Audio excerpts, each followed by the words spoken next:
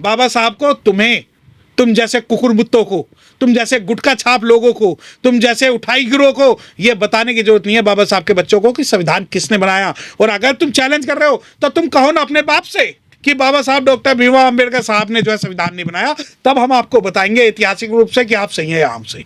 अबे तुम 5000 साल तक तो कुछ बना नहीं पाए, और 5000 साल के बाद में बिल्कुल मैं खुल के कहता हूं कि चलो सर BN राव के नाम से ही सही, कम से कम अब आप जो लोग हो, जो मेरिटियस लोग हैं, जो 70 साल बाद जो आज जागे हैं कि हाँ संविधान सर BN राव ने बनाया है, कम से कम आज आप संविधान का पालन तो करोगे, या आज भी दोगली बात करोगे? ये भी बता दो कि आज भी दोगली बात करोगे कि जो संविधान सर BN राव ने बनाया उसे तो हम मानेंगे। ऐतिहासिक रूप से बात करो, ठीक है? वो एडवाइजर थे, और ऐसे एडवाइजर पूरी दुनिया से थे जो संविधान को इंप्रूव करने के लिए ड्राफ्टिंग कमेटी को सलाह देते थे।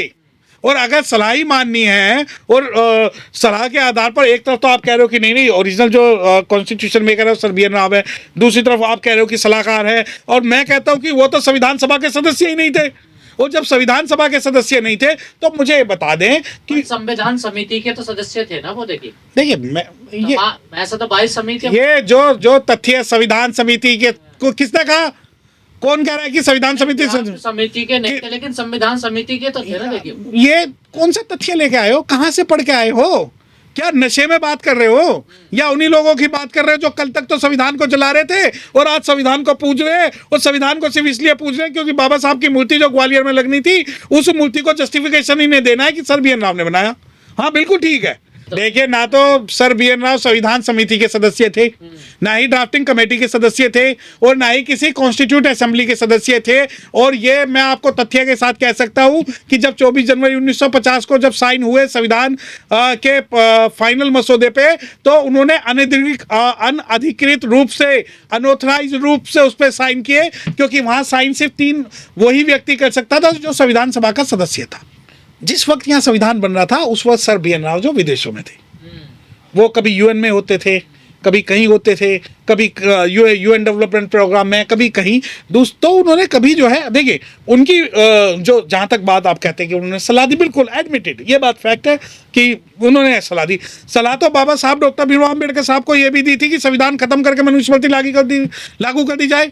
संविधान तो सलाह तो बाबा साहब को ये भी दी गई थी कि आप इसके अंदर फंडामेंटल राइट का प्रावधान नहीं रखेंगे। और सलाह तो बाबा साहब को ये भी दी गई थी कि इस संविधान के अंदर जो है महिलाओं को वोटिंग राइट नहीं होना चाहिए, इन शेड्यूल कास्ट को वोटिंग राइट नहीं होना चाहिए। जो वोटिंग राइट है वो अमीरों को मिलना चाहिए, या पढ़े लिखों को मिलना चाहिए, या पैसों को मिलना चाहिए। तो बाबा साहब ने वो सभी सलाहें जो है दरकिनार की। हाँ देखिए, आज तो जब इन्होंने 70 साल बाद इन्होंने जब मुझे ये याद दिलाया कि जो संविधान निर्माता है वो बाबा साहब नहीं BN राव है, तो मुझे 2 सवाल जो है मेरे दिमाग में उठे आज।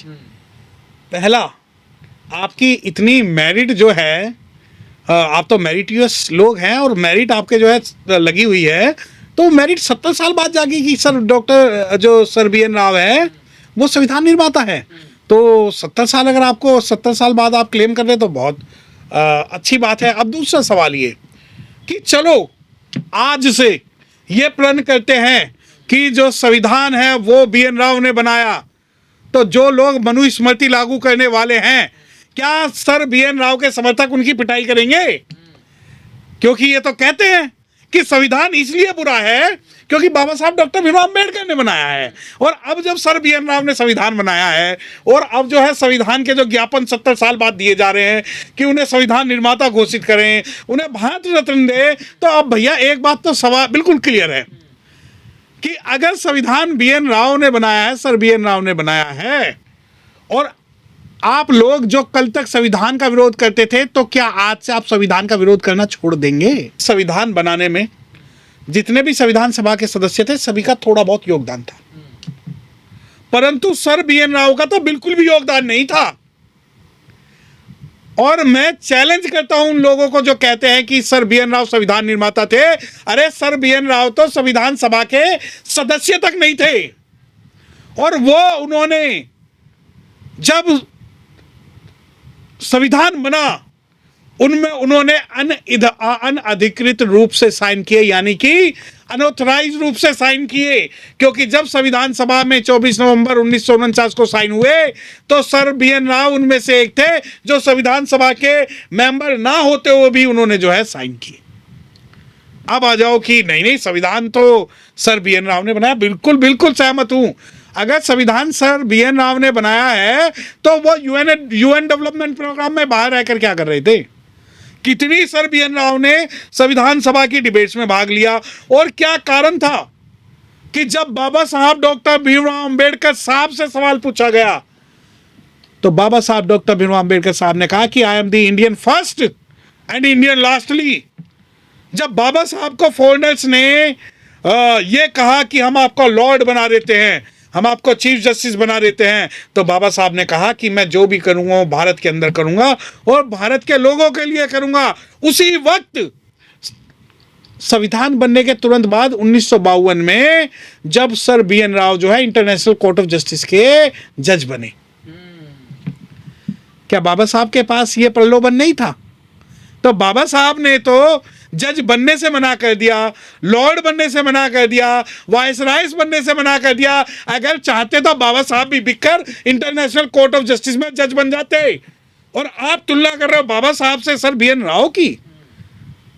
अब आपके चैनल से के माध्यम से खुल के कहता हूं कि जो इंटरनेशनल कोर्ट ऑफ जस्टिस में भारत का वही व्यक्ति जज बनता है जो भारत के हितों से सर्वोपरि रख के अंतरराष्ट्रीय हितों के बारे में बात करता है। तो बाबा साहब ने तो सबका नाम लिया। अब स्पीच की बात सुनिए, ऐतिहासिक स्पीच की बात सुनिए।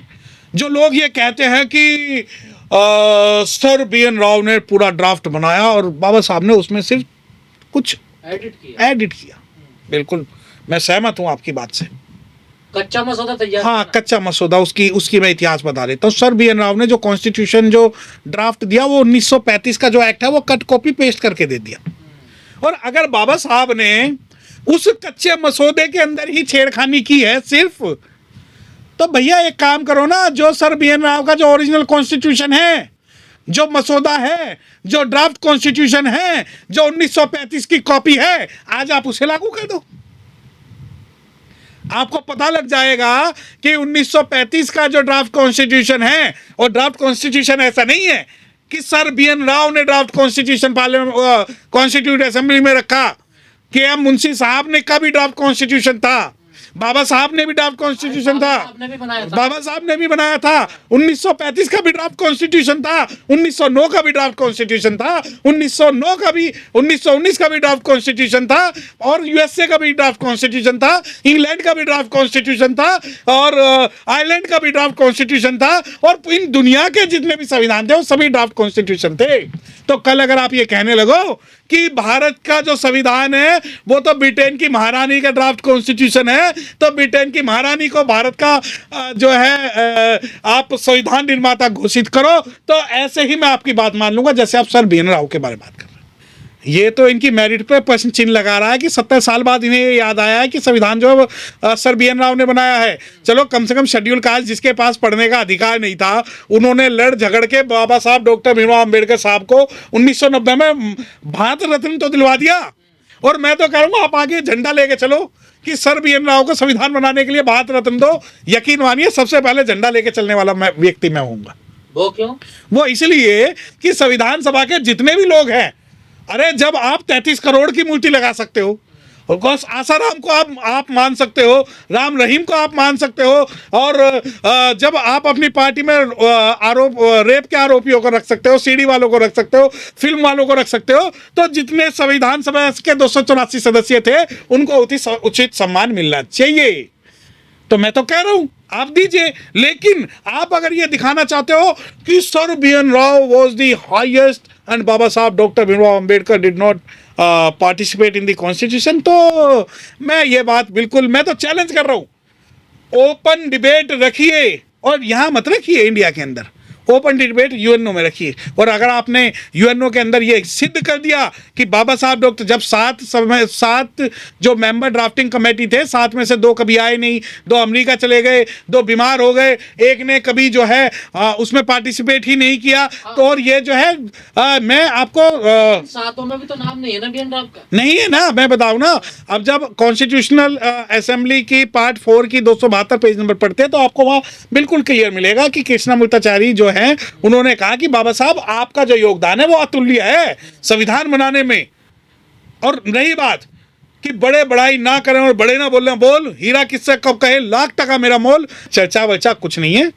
फेक पब्लिसिटी इन लोगों को चाहिए और ये चाहते हैं कि हम जो लोग हैं, जो बाबा साहब के बच्चे हैं, जो अम्बेडकराइट हैं, एक बात बिल्कुल खुल के आप यकीन मानिए कि एक वर्ग आज ब्राह्मण, क्षत्रिय, वैश्य, शूद्र, महिला, सिख, ईसाई, क्रिश्चियन, उन सबको पता है कि उन्हें बाबा साहब डॉक्टर भीमराव अम्बेडकर साहब ने अधिकार दिए। जब बाबा साहब डॉक्टर भीमराव अम्बेडकर साहब ने मैटरनिटी लीव दिया, equal pay for equal person दिया, महिलाओं को वोटिंग राइट दिया, तो वो शेड्यूल कास्ट की महिलाओं के लिए नहीं दिया, बल्कि भारत के में रहने वाली हर महिला को दिया गया है ये बात। ठीक है, तो बाबा साहब का विरोध करने वाले सिर्फ कुछ कुकुरमुत्ते लोग हैं और बहुसंख्यक जो है वो जानता है कि हाँ, बाबा साहब डॉक्टर भीमराव अम्बेडकर साहब का जो योगदान संविधान बनाने में वो अतुल्य है और उसकी कोई भी काट नहीं कर सकता। उसकी कोई तुलना करना भी बेमानी है। तुलना करना ऐसा है कि जैसे सूरज को दिया दिखाना। और जब बात ऐतिहासिक तथ्यों की है तो आप अरे थोड़ा पढ़ लिया करो। ये गुटखा चबाने के अलावा भी इस दुनिया के अंदर बहुत सारी चीजें हैं ये भ्रम फैलाने के लिए। और आप लोगों को अगर ये भ्रम, ये विवाद तो ग्वालियर हाईकोर्ट में मूर्ति लगाने का था, तो ये संविधान निर्माता तक कैसे पहुंच गया? देखिए वो वही तो मैं आपको बात बता रहा हूँ कि जो ये मूर्ति लगाने का जो विवाद था वो संविधान निर्माता तक इसलिए पहुंचा क्योंकि इन कुछ कुकुरमुत्तों को ये बात याद आई कि जो 70 साल बाद ये संविधान तो बाबा साहब ने नहीं बनाया, वो संविधान तो जो है सर बी एन राव ने बनाया। बिल्कुल, तो जो संविधान की जो संकल्पना है, मैं कहता हूं आप इस पे ओपन डिबेट रखें, ओपन डिबेट, या ओपन डिबेट भी मत रखे। मैं एक नेशनल आर्काइव्स म्यूजियम, आरक्षण, हिंदू कोड बिल वगैरह ये सब बी एन राव ने डाले हैं। ना देखिए मेरी बात सुनिए, तो बी एन राव का विरोध क्यों नहीं जब बाबा साहब के पुतले फूके गए उस दौरान? नहीं, मैं वही तो बता रहा हूँ कि कम से कम आज से ना तो बाबा साहब के पुतले फूके जाएंगे ना संविधान को चलाया जाएगा। इनके ही जो है लोग, इनकी ही जो मानसिकता वाले लोग कल तक जो है दिल्ली के अंदर संविधान जलाते हैं, पूरे भारत के अंदर जलाते हैं। तो क्या आज से जलाना छोड़ देंगे? और मैं तो चाहता हूं कि अगर छोड़ दो तो आप टाइटल दे दो कि हाँ सर बी एन राव साहब ने संविधान बनाया, हम मान लेंगे। अरे हमारा पिंड छोड़ो, हमारे तो बाबा साहब से जितने तुम लोग जलते थे उतने बाबा साहब के पुतलों से जलते हो। जितना संविधान बनाने के समय पे चल रहे थे उतना ही आज संविधान बनाने के बाद जलते हो। और आज जब मूर्ति लगने की बात है, मूर्ति लगने को आप डाइवर्ट कर देते हो कि संविधान नहीं बनाया। अरे भाई ऐसा है, अगर इतिहास की बात होगी तो महाभारत भी वेद व्यास जो मत्स्यगंधा के पुत्र ने बनाई, और रामायण भी महर्षि वाल्मीकि ने लिखी, और जो संविधान भी है वो बाबा साहब ने बनाया। और अगर आपको डूब मरने के लिए कहीं जगह ना मिले तो चुल्लू भर पानी में डूब मरना। इस भारत के अंदर के जो 3 महाकाव्य आप लोग कहते हो वो तीनों के तीनों में कहीं ना कहीं जो है SC ST OBC और माइनॉरिटीज के लोगों का योगदान है।